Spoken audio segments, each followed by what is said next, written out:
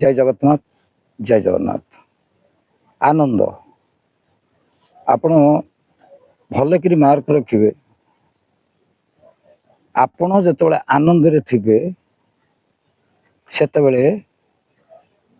अन्य माने दुखे थे माने परिवार हो कि आपणकर जी हूँ केमी थे ना आपण आनंद होकरी मु अनुभव कथा कहूँ आपण आनंद हे केमी धरतु मुझे भल पेंट सार्ट पिंधि पेंट सार्ट टी पिंधिकी मंदिर जी कि आपणकर कौटी जावा कथा जी मुझे पेंट सार्ट पिंधिदेवी मो घरे भी मो बो कह घरे खाइबू नहीं बाहरिक पलि गलु तो चाउल फाउल आणुनु ये करूँ से करूँ ये कथा कह। अच्छा आपड़ से जो पेंट सार्ट पिंधे जी आनंद पाइबा कथा से आनंदटा रही मन भितर गोटे अलग जिनस पशिज है पिंधिनी बो पार्टी करला कि बापा पार्टी करले एमती आसला नहीं आनंद।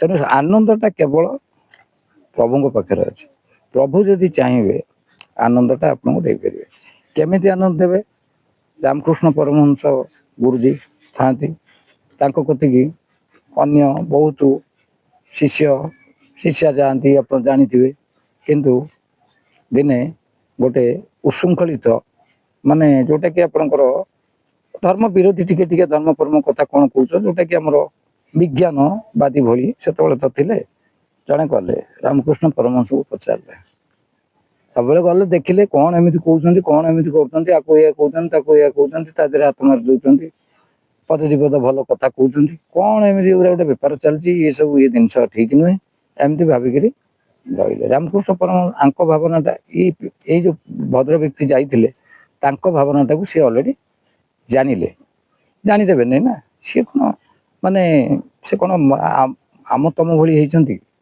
आम तुम कहले माने व्यक्तिगत कथा मो भली जी होते कौन से सी होती तेणु सी केते महान माने जी कि भारतर माने भारत को जो एमिति उदयवान शिष्य करिले माने जो विवेकानंद स्वामी की माने भारतर गोटे ना रहा भारतटा साधु सन्थ मुनि ऋषि देश बोली महापुरुष मान लिखिं समस्ते लिखिं भारत वर्ष भितर आपणकर पंचसखा हूँ भगवान हूँ बारंबार जन्म ग्रहण करमें जहाँ प्रमाण पाऊँ आम कौन देखीचे कि आम कही मत धर है 55-56 वर्ष मु कही आपंकर अति जोर है 50 वर्षर कथा कहमी कहीं 5 वर्ष बेले जो से बात्या होता मुझे देखी से अर्थ में मुझे मुझे 50 वर्ष भर कथा कहमी आज जब 51, 52, 53 हम मुझे कौन कहीपर सेमती मुनि ऋषि मैंने आम भारत वर्ष जन्म होते बर्तमान सुधा प्रमाण मिलूँ।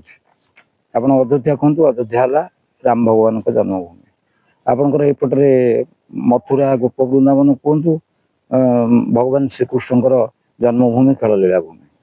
अच्छा आप देखु जो आम रावण कथा जो कहला रावण थे कि नहीं ये बर्तमान स्वर्णलंका जो लंका कहूँ से लंका कहूँ सी अतीत स्वर्णलंका था भगवान श्रीकृष्ण आसते जो द्वारिकापुरी आपंकर पानी रे बुड़ी जाइला कहले जले द्वारिका नाश जीव मात्र मोर निवास थी प्रभु कही क्या उद्धव को कही देखो बर्तमान सी भी प्रमाण मिलगला जे ये कौन हो आपणकर जो खड़कुदराट पाखे जो द्वारिकापुरी समुद्र भितर किसी बाट गले से बुड़ीकी अच्छी से बाहर तेणु बर्तमान कौन हो आमर आमर मुख्य कथा हूँ जे आमे जो मार्गे रोचे जहाँटा करुचे तेणु से मुनि ऋषि मैंने ये भारत वर्ष जन्म होते आपंकर भगवान भी जन्म ग्रहण कर द्विधा मत ना कहीं द्विधा मत था जब श्रीलंकार से जो आप रामेश्वर जो सेतुबंध सी न था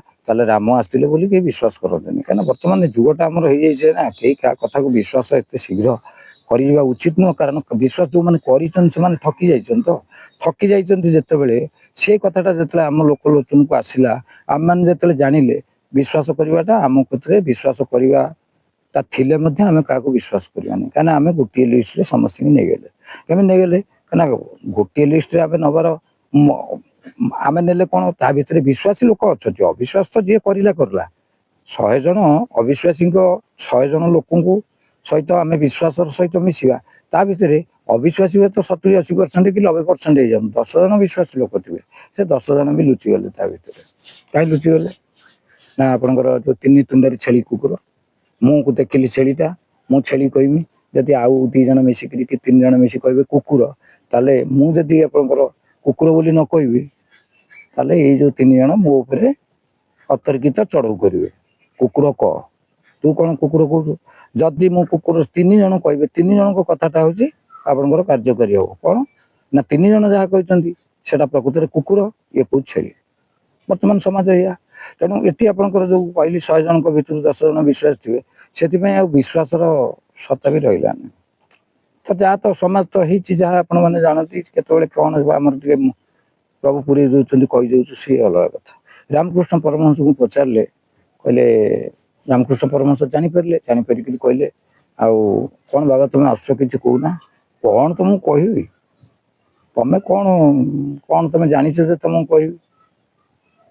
ନାଇଁ ବାବା ମୁଁ କିଛି ଜାଣିନାହିଁ, ତମେ ବସୁଛ ତ, ତମେ କିଛି ନ ପଚାର ବରଂ ବସୁଛ। ଆଉ ଯାହାହେଲେ ଯେତେବେଳେ ବସିଛ, ମୋର ଧର୍ମ ହେଲା ମୁଁ ଟିକେ ବୁଝିବି ନା। ବସିଛନ୍ତି, ଆପଣଙ୍କ ଦୁଆର ମୁହଁରେ ଜଣେ ବସିବେ କି ଠିଆ ହେବେ, ଆପଣ ତାଙ୍କୁ ପଚାରିବେନି ନା କାହାକୁ ଖୋଜୁଛ କି କଣ କରୁଛ, କି ଖାଇବ କି ପିଇବ, ଯୋଉଟା ହଉ ପଚାରିବାକୁ ପଡିବ। ତେଣୁ ଯେତେବେଳେ ଦେଖିଲେ ପରମହଂସ ଗୁରୁଦେବ ଯେତେବେଳେ ଦେଖିଲେ ଯେ ଏଭଳି ଇଏ ରହୁଛନ୍ତି, ପଚାରିବେ ନା, ତା ମନର ପାଠଟାକୁ ସେ ପଢି ପାରୁଛନ୍ତି। ସେମାନେ ଥିଲେ ମାନେ ସେ ମହାତ୍ମା, ମାନେ ତାଙ୍କୁ ହଉଛି ଅନନ୍ତ କୋଟି ପ୍ରଣାମ। ମାନେ ଆମେ ଆଉ କଣ ତାଙ୍କୁ ମୁଖରେ ବର୍ଣ୍ଣନା। କହିଲେ ନାଇଁ କିଛି ନାହିଁ। କହିଲେ ଆରେ ବାବା ତମ ମନ ଭିତରେ ଗୋଟେ କଣ ଭାବୁଛ କହୁନ? କହିଲା ନା ନା ମୁଁ କହିବି କଣ, ଗୋଟେ କଥା ଆଗେ ତମେ କହିସାର, ତାପରେ ମୁଁ ତମକୁ କହିବି। ପଚାରିମି? କହିଲା ହଁ ପଚାର। କହିଲା ତମେ ଏ ଯୋଉ ଠାକୁରଙ୍କ ଲାଇନରେ ଯାଇଛ, ଏଥିରେ ତମେ କଣ ଆନନ୍ଦ ପାଉଛ? କହିଲେ ଏଇଟା ତ ମୁଁ ଭାଷାରେ କହିପାରିବିନି। କଣ ଆନନ୍ଦ ପାଉଛି ମୁଁ ତ ବାବା ସେଇଟା ଭାଷାରେ କହିପାରିବିନି। କହିଲା ତମେ ବେକାରରେ ଶୁକୁଲାରେ ଏଇ ଲାଇନରେ ଯାଇକିରି ସମୟ ଗୁଡାକ ନଷ୍ଟ କରୁଛ। ଏଠି ଗୋଟେ ଲୋକ ଗହଳି ଚଲେଇଛ, ଏଇଭଳି ଚାଲିଛି, କାହାର କଣ ସୁବିଧା ଅସୁବିଧା ହଉଥିବ, କଣ ତମେ କଣ କରୁଥିବ ମୁଁ ତ କିଛି ଜାଣିପାରୁନି। ଆଚ୍ଛା ଠିକ ଅଛି, ତମେ ଯଦି କିଏ ତମ କତରୁ ଉପକୃତ ହଉଛନ୍ତି ହୁଅନ୍ତୁ, ତ ତମେ କଣ ଆନନ୍ଦ ପାଉଛ? କହିଲା ବାବା ତମକୁ କେତେ ବର୍ଷ? ବୟସଟି କହିଲେ, ଧରନ୍ତୁ 25 କହିଲେ କି 30 କହିଲେ। କହିଲେ ଆଉ ତୁମେ ବିବାହ କରିଛ? ନା ଆଜ୍ଞା। କହିଲା ଆଚ୍ଛା ଗୋଟେ କଥା ପଚାରୁଛି, ମୁଁ ଆନନ୍ଦ କି ପ୍ରକାର ପାଉଛି ମୁଁ ସେଇଟା କହିଦେଲେ ତମେ ବୁଝିଯିବ, ସେଇଟା ଯଦି ନ କହିବି ତମେ ବୁଝି ପାରିବ ନାହିଁ। କହିଲେ ସ୍ୱାମୀ ସ୍ତ୍ରୀ ମିଳନ ହଉଛି? ନା ହଁ। କହିଲା ଆଚ୍ଛା ସ୍ୱାମୀ ସ୍ତ୍ରୀ ମିଳନ ସରିବା ଅନ୍ତିମ ପର୍ଯ୍ୟାୟରେ, ମାନେ ଶେଷ ସମୟରେ ତମକୁ କଣ ଲାଗେ? ମାନେ ଅଖାଡୁଆ କଥାଟା ଟିକେ ରହୁଛି ତ।